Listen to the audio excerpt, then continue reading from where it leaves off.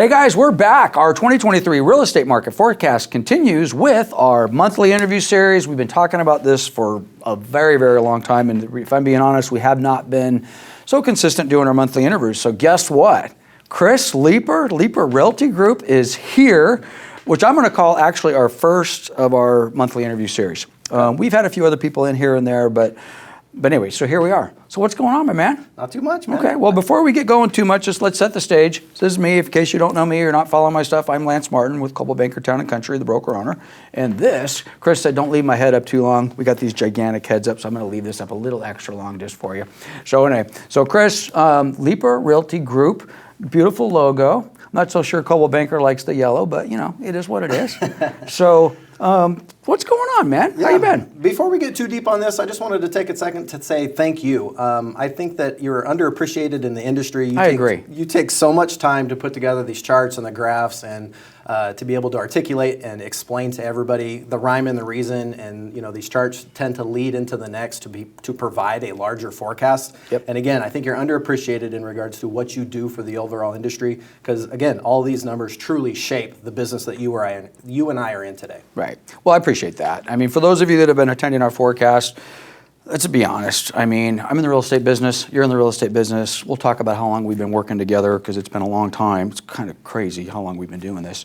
But I appreciate that. Compliments are nice. We've taken a lot of that, what I used to do internally, and kind of packaged it and kind of made it available not only to our customers and to our clients and past clients and agents, but kind of like the public. Yeah. So I like it when I hear, hey, that's nice, you're doing a nice thing for the industry, but at the end of the day, let's face it, it's a little self-serving. I mean, hey, we're trying to run a business here just like you are with Leeper Realty Group, and we're, you know, but I appreciate that. Yeah. I do spend a lot of time on it. I do enjoy it. Sometimes I do wonder if I'm reaching the audience that we want to reach, but so anyway, so let's talk a little bit about us. So full disclosure, I don't even know, how long have we been dating? It's been a while. I'd say close to 20 years, and I was going to kind of dive into that. I feel like I have a unique perspective of the overall industry as well as our relationship. Yep. If I were to date back probably 20 years ago or so, I came from the construction industry. I was an electrician by trade, 5 or 6 years, primarily working new construction. We were wiring brand new houses, so I was able to really see from the builder's perspective, the overall market, when things pretty well slowed down and or stopped in the building industry, 2007, 8, 9, kind of had to pivot, shift gears a little bit to more property maintenance. Yep. And that's when we first started dating. I was doing a lot of more construction work during the REO boom, yep. Whether that was working for agents, yourself out of your office, or some of the big banks. I mean, we were getting checks cut from Bank of America, Wells Fargo during that REO boom. And then fast forward even a couple more years, now I've been doing primarily real estate sales for about 15 years 15 years, yeah. So it's funny you said 20, and I was like, no, that's not right. And then as you were talking, I'm doing the math. It's probably, it's close 20. To 18 years, yeah, 18 to 20 years. Well, for those of you real estate agents that are thinking about doing this, you started in our office answering phones. Yeah. From the ground up, I was the night shift guy answering phones from I think 5 to 9 o'clock at night for your REO business at the time. And just to put that in perspective, though, and then you got your license, of course, started working full time as an agent. How many years did it take from agent day one to being, if not the number one agent in the company, certainly in the top 2 or 3? I mean, you were pretty about 5 years, 5 or 6 years. That's pretty much fast track. I mean, it was. That is extraordinary. I mean, you've done a great job, and you've held that for, you've been number 1, number 2, number 1 team, you know, for 10 years running. Yeah, 10 years running. Well, and that's why I wanted to mention the background a little bit coming from the construction space, because when I first got into the industry, the first 5 or 6 transactions I did was actually from a builder closeout. Yep. And so I was very comfortable on the job site, and I showed up with my old hard hat and put my hard hat on and started walking the community and got some attention of the project manager or the foreman, and they sent me over to the sales office. They liked what I had to say, they liked my overall demeanor, and I ended up getting the builder closeout, which turned into 5 of the highest sale price properties back in 2010, I think that it was. Yep. And that really catapulted my career. Is that I should know the answer to this. Is that the same builder you're doing business with today? No. So I'm not doing work with any one builder. We are now doing work with the majority, there's probably 8 to 10 different builders that Right. we're kind of in bed with. That was Pinnacle Communities that I'd started the builder closeout with previously. And now, I mean, looking back, I've probably done 15 transactions in that community alone. Right. So yeah, I mean, I think that I definitely catapulted my career early on the back of that. And I truly think that that's from where I came from. And if that's not an homage to being brutally authentic, unapologetic yourself, and you know, you find your tribe. Yep. Yeah. Well, it's funny. We were talking before. You know, we have a couple topics we're going to say, and what we're going to stumble onto. Well, we just stumbled onto one. So your relationship with the first builder came out of doing maintenance work for that builder. Is that what I just heard you say? No, so when I was doing electrical work previously, Okay. I was on job sites all the time. So Okay. hard hat and work boots and the whole bit. And so I saw there was some building going on Oh. close to the neighborhood that I grew up in, and I just happened to go through there. I didn't have a whole lot of work to do at the time, so me being in the office, I didn't really have anything. So Right. whether you're out knocking doors, dropping business cards, just networking. And so that was one of the ways that I networked that was true to myself. Right. Because again, I'm comfortable on a construction site, so I just walk out there, start talking with people like I normally would just Right. through my everyday life, and that relationship turned into Yeah, the builder but so closeout. indirectly it did. I Yeah. mean, that's kind of how this business works. I mean, at the end of the day, we're salespeople, and God forbid you do what you're good at, and then that kind of leads to one thing and one relationship. I look at probably 75% of the business I've done came out of a phone call that got picked up. Thank God I did, you know, or somebody that I met, which at the time seemed completely random. Tom Hardig, for example. Yeah. I ran into Tom Hardig. Hey, Tom. 30 years ago.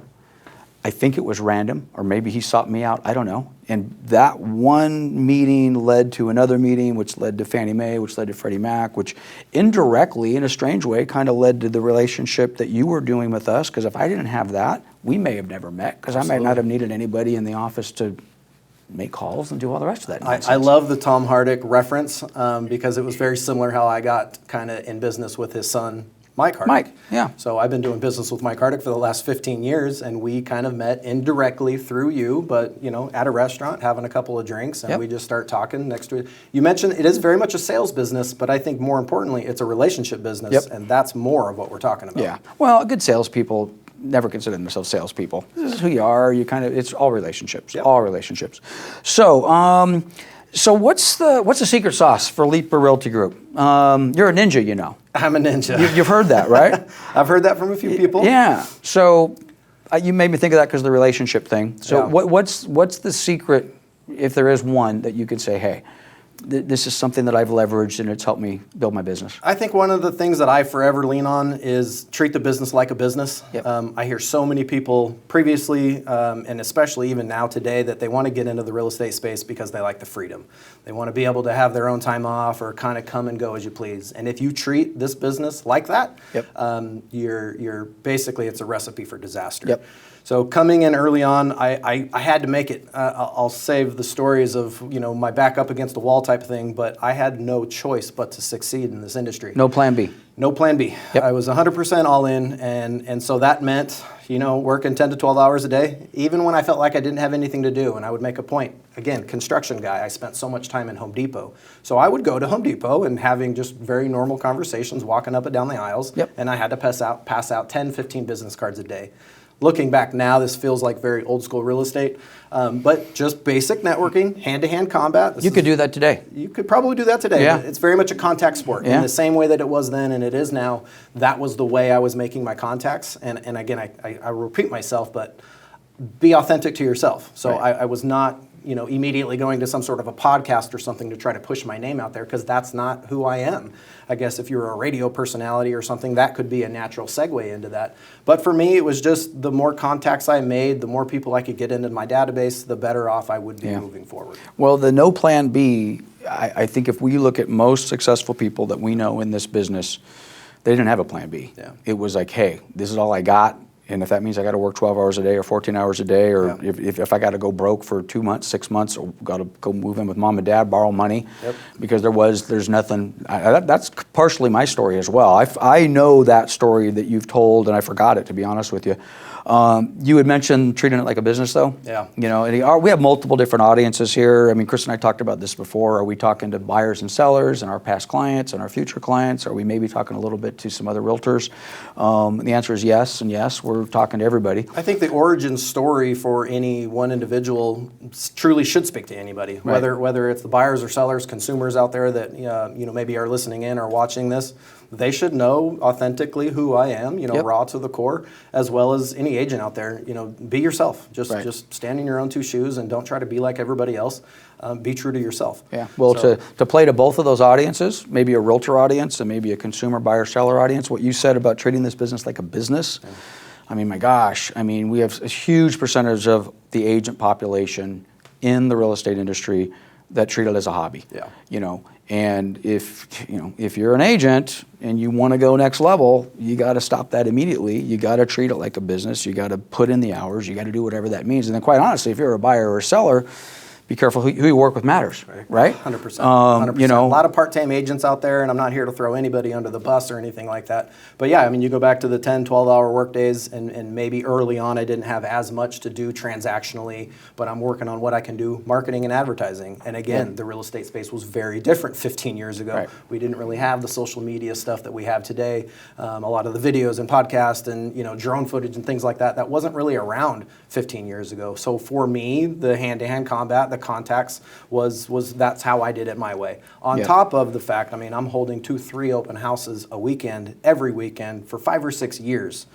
Today, my business looks very different. I don't think I've sat an open house for the last couple of years with the addition of the team and things like that. So there's various reasons as to why, but being dedicated to the craft early on, putting the time in, got me in a position to where then I could kind of shift gears a little bit. Okay, so you mentioned the team. Yeah. So, I mean, if you guys don't know, Chris has a team, one of the largest teams in the Inland Empire, one of the most successful teams, in my opinion, in the Inland Empire. So it's not possible for you to hold 3 or 4 open houses a weekend. No. So tell us about the team. How's it doing? The origin of it, where you're going with it. Yeah. How's it going? I don't think one of the largest teams, but yeah, we've been kind of identified as being one of the top teams in the Inland Empire for the last 3, 4, 5 years. And really that was on the back of I just got too busy with my own personal business. I refused to sacrifice the service. Right. I wanted to make sure that I treated my clients, every individual client like they were my best client. And I got to a point where I saw that service was lacking. And as soon as that happened, I knew I needed to bring in help. Right. There were a lot of opportunities slipping between my fingers, and I knew I could help a team. I needed help to be able to service my clientele, and I knew I could kind of connect the dots to be able to help build and grow. Right. Now, currently, we're sitting at about 7 agents on the team, full-time admin, marketing, the whole bit. We average between 75 to 100 transactions a year, and so it's been really good. Yeah. It's been really good. Can't complain. Yeah, it is funny whether you're a single agent. Ultimately, if you have any success at all, you're going to create a team whether you realize it or not. Yeah. I am a single agent, but my escrow officer's on my team, my lender's on my team, and then you kind of do what you do, which is certainly next level. I mean, at the end of the day, successful teams in our area or even in the country, a very, very small percentage of the overall agencies. But quite honestly, I consider what we do at Coldwell Banker Town, we're nothing more than a team. We're not called a team, we're called an office or 4 offices, but I'm a team of a couple hundred agents, and anyway, it's interesting. Yeah, I mean, I very much modeled my business off of what you do with your offices. I mean, what you do doesn't go unnoticed. So, I mean, from the outside, kind of in the shadows, I look at people, what they're doing successful. I don't need to reinvent the wheel. Just see what other super successful agents or brokers are doing and try to mirror or mimic what they're doing. It truly is the same. Yeah. I mean, if you're an individual agent or whether you're mega broker, I mean, at the end of the day, the fundamentals are the same. While we were chatting, I switched slides. This is a transaction slide. I've been showing this at the market forecast thing now for several months, and I'm not sure if it gets the message across that I've been trying to get across, but the message basically is, well, let's talk about the message. This is the way I see the marketplace right now. There's been a lot of discussion about, oh my gosh, the market's going to crash, all the fundamentals are broken, interest rates are so high, and blah, blah, blah, blah. Same sort of stuff we've been hearing for years. And sometimes, okay, yeah, sure, there were times where things were ugly. But on balance, we've been in a very interesting period of time where last year was tough, but we basically seem to have kind of settled in on some values. If you're watching the market snapshot I just did, year to date in almost every single market, year to date, January to last 5 months, markets are up anywhere from 3 to 7%. Now we could go back and say, yeah, well, we saw a slide during second, third, and fourth quarter of 2022, which we did. But the one thing, getting to the slide, is the transaction volume is down. Yeah. So how does that impact you? How does it impact your team? I know how it impacts the office. We hate it. We hate it when volume's down because we need that. What are you doing on your business plan to compensate for that? Before I would go into that, I would say in fewer words, yes, we are all experiencing 30 to 40% less transactions than we were over the previous 12-month calendar. Yep. So yeah, what do we do? You've been talking about business planning and pivoting and making changes, and so what does that look like? I think for most successful people, that's going to mean multiple things. We need to look at multiple lead pillars and pay attention to those and treat each individual one and create some sort of a plan around each individual marketing pillar or pillar of business, I should say. So as it relates to transactions, again, you almost have to plan on a little bit less. So, squeezing a little bit more out of each one of these lead pillars, I think is imperative. And then also pivoting. So one of the areas that I personally have pivoted is picking up some rental properties, doing some more flip properties, trying to take advantage of the opportunities that are already coming my direction. We can kind of dive into that on a couple of more slides. Yeah. But one of the other major ones that we've done about 19, 20 months ago, I guess it's been about 18 to 20 months. Yep. I've been lucky enough to have acquired a Zillow Flex account. Is that our next slide? Yep, there we go. Yeah, so Zillow Flex, for those of you who don't know, Zillow typically runs on two different platforms. You have Zillow Premier Agent, where any agent worth a credit card can basically give them the card, you pay them $1,000, $10,000 a month, and they send you a certain amount of impressions and or leads. The Zillow Flex program, which probably not everybody knows about, that is invitation only. You don't have any upfront money, but upon closing of a transaction of a lead that they give you, then you have to pay a certain referral fee associated with that individual lead. So again, I mentioned invitation only. I was interviewed for about 4 months in order to be able to even qualify for that account. We started with some sort of like a beta program or kind of like an intern period. It is very much a performance-based account. Yep. If you don't perform, they're going to kick you out and go to the next best, which is why I'm incredibly thankful to have been around for 20 months now. We are performing one of the top in the Inland Empire, which is truly a testament to my team. I am managing of this team. I don't specifically take any of the individual leads that come across. These are live transfers. So if Sally Smith hits the button on Zillow and says they want to see 123 Main Street, it rings all of my agents' phones at once. Whoever picks up the call, it is a live transfer to Sally Smith that says she wants to see that house. So I mentioned performance-based because Zillow, this is one of the largest tech companies in the real estate space, and they're just undeniable, right? And especially as it relates to their data. They track everything. I mean, everything from the amount of times you pick up your phone to did you hit the ALM script right off the bat because that initial call is recorded? Are you setting appointments? Are you going on multiple appointments? What's your offer rate? What's your closing rate? So there's a lot of other data points that they track, but again, performance-based. Yeah. If you're not performing, you're not keeping the account, and I really have to give it up to my team. We have 12 agents on the team currently receiving anywhere from 150 to 200 leads a month. So as you know, because you're helping out with the management side of this, it is very much a daunting task to manage now this amount of lead volume, a couple thousand leads in the database that need to be touched on a weekly, bi-weekly basis. Which is probably going to double by the end of the year. Who knows? Yeah. But I will correct you on one thing. You said you were very lucky. I think that's just you being modest. Nothing lucky about getting that account. I mean, there's thousands of agents out there that would kill to be in that position. Yeah. That's hard work. It's business planning. It's everything we just discussed. We'll sprinkle a little bit of luck in here and there, but you don't go through that interview process and make it out the other end with that account. What do they say? Luck is at the crossroads of opportunity and preparation? Yeah, something like that. So, yeah, I'd like to think that we put in a lot of hard work early on. Yeah. That was identified by Zillow, and here we are. Well, and then keeping it, we mentioned Tom Hardig earlier, and I'll just give you a little story, which ultimately is going to turn into a compliment. Tom got me into the foreclosure business, got Dwayne Sanders into the foreclosure business, but he didn't keep us in the business. The door got opened up. call that luck, if you will, and I don't think it was luck. Thank you, Tom.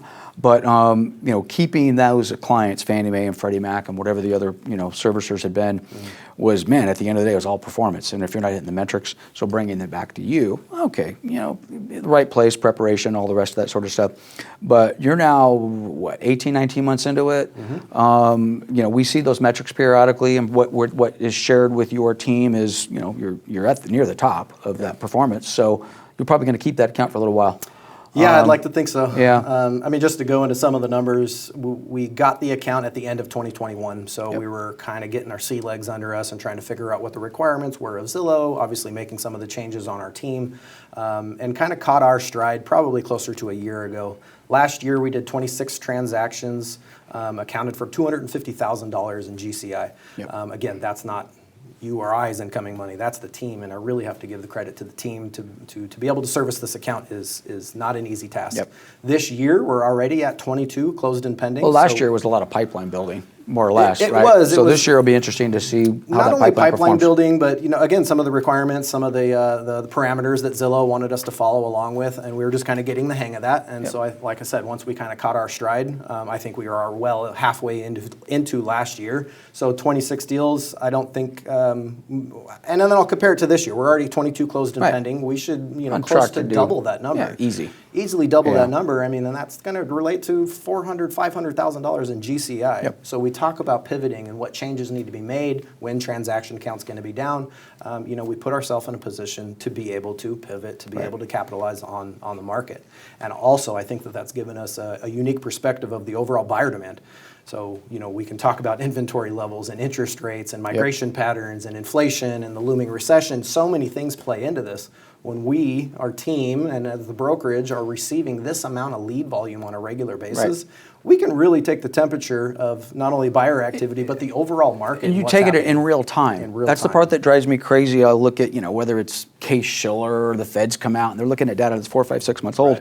I'm like, Jesus Christ, man. I can tell you what happened yesterday. Right. Chris can tell you how many Zillow leads came in last week compared to the week a month or the week a month prior or the week 2 years prior, whatever it happens to be. 2 days ago. 2 days ago, and today in real time. right. So it's funny, we didn't put this slide up by accident. Chris and I talked about it a little bit and say, let's talk about the transaction volume, and then segueing into this. Your transaction volume through the team and through the relationship with Zillow, you're going to do more business this year than you did last. 1,000%. You're one of a very small group of agents that can probably actually forecast that out with some certainty. A lot of other folks are like, oh my gosh, just a little bit nervous. So a small commercial for Chris's team, constantly looking for folks that are looking to help. boost their business, need help. We're performing. The bottom line is we look really good in Zillow's eyes right now, and as a result, they're allowing us to have more territories, continue to grab more zip codes. They're throwing more leads at us because our conversion numbers are through the roof. Yep. And so as they want us to continue to grow, I need to continue to grow this team. Yep. And again, like you said, I'm forecasting 3 months, 6 months from now when we're up to 250 leads a month, 300 leads a month. Right. It's not that we grow the team and then each individual on that team gets diluted. We're growing the team because there's more demand, because there's more leads coming through the door. So I absolutely need more help. Again, thank you for allowing me to kind of work with the brokerage of 200, 250 agents to kind of But cherry pick some it's stuff not an out. accident. It's part. It truly is a plan. As a brokerage, my success is completely tied to yours, and quite honestly, your success is tied to the success of your team. Right. Which, of course, with this particular client, says, "Geez, we need to make this win-win." Right. Appreciate the compliment and the thanks, but at the end of the day, it's hard work. It's part of a plan. It is interesting. Just to comment on Zillow. I use my wife Julie as an example all the time, and we're a Coldwell banker. We have our own website, and I have a website, and you have a website. You have a Leeper Realty Group website. Julie will sit down, and I'll look over her shoulder periodically, and if she's searching real estate, it's on Zillow. Okay. Yeah. Right. We can love that or hate that as an industry, but they're in that space. They're there. They are dominant. And so getting to that, and the fact that they truly are the number one most visited site in real estate, hands down. Period. I don't even know what the multiple is. God, Probably 4 or 5x. what yeah, at Realtor least. I was going to say is. double. That's ridiculous. No, it's it's more probably than that. 10x. Who knows? But so what are you seeing with the volume that you're seeing? Again, just to put that in perspective, real-time buyer demand today compared to 2 months ago, 3 months ago. What are you seeing? Again, unique perspective. I do have the Zillow Flex account, and you talk about this all the time. It's no one data point that we should be looking at. It's multiples of.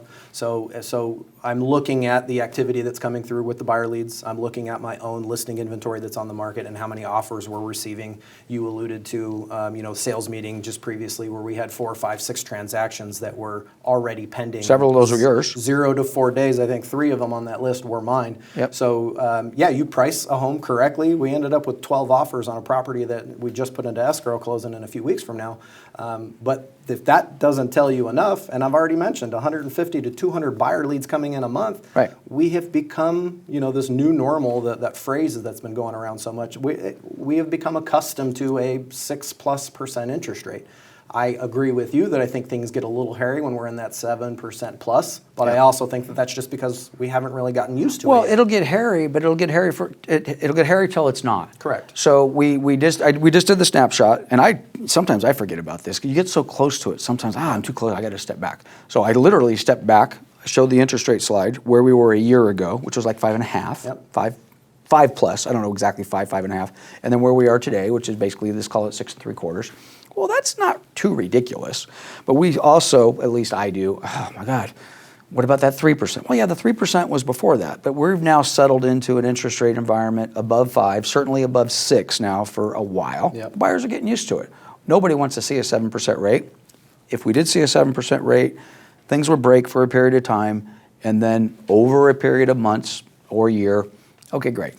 I want to buy a house. Rates are 7%. I guess that's where we are. Like you said, to take a step back from the data, though, to take a step back, and we have to realize how most people react to information. Right. And most people are not buying or selling a house based on price or interest rate. Right. They're buying or selling because their family's growing or shrinking, job relocations, whatever it is. It's not solely based on the back of the data. Right. And I think that that's very important when we talk about you provide all these data points, and primarily the Inland Empire. I should say Southern California. I mean, you're looking at LA County, Orange County, Riverside County, San Bernardino County, all of it. Well, real estate is hyper-local. So, Riverside County, these numbers are great, but that's not necessarily specific to, let's just say, Marina Valley as an example. That's right. It's not specific to the 92557 area. It's not specific to the subdivision of Sunnymead Ranch. Yep. And so, again, data points are good, but our job as agents is to absorb this data, dig deeper, and then articulate and explain that to our clients that live in the subdivision that we're trying to do business in. I mean, it sounds so cliche, real estate's local. It is. No better example than yesterday. And again, before I get into yesterday's example, sales meeting we did, I think someone said, hey, let's take a look at Covina numbers, and then Dwayne Sanders said, hey, let's take a look at Moreno Valley numbers. They were different. Different. I mean, they were different. I mean, we were 30 miles apart. What's the difference between Covina and Moreno Valley? Well, a bunch of things, but at the end of the day, they're both Southern California. They're 35 miles apart. Yeah. But those data points, quite honestly, I don't know if this is completely understood by the people that I'm trying to present this information to.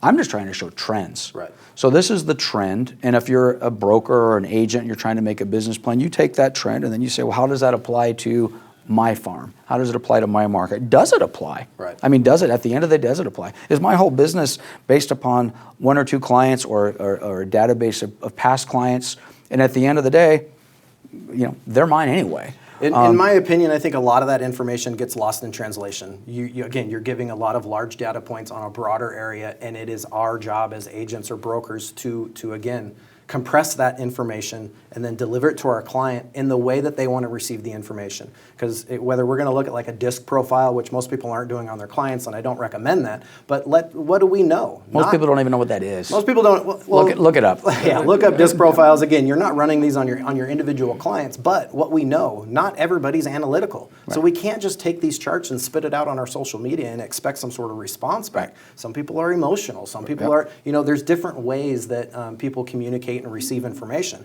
I think you and I are very similar in the data. I geek out on the numbers and I love this stuff. Yeah, but we're also unique, and we're probably, as a percentage of the disc profile, people that geek out on that, it's probably a smaller percentage. I know that it's a smaller percentage. Right. So how do we take that and then deliver this information when you're sitting across the kitchen table from buyer or seller? Yep. And I think that's truly where the magic is. What was my secret sauce? I don't know that I have a whole lot of secret sauce. It doesn't feel that secret to me because I just try to humanize this industry. Right. We got to get away from the numbers a little bit, and we have to help figure out what their reasoning, their why for wanting to make a move, and then send these numbers to them in that way. Right.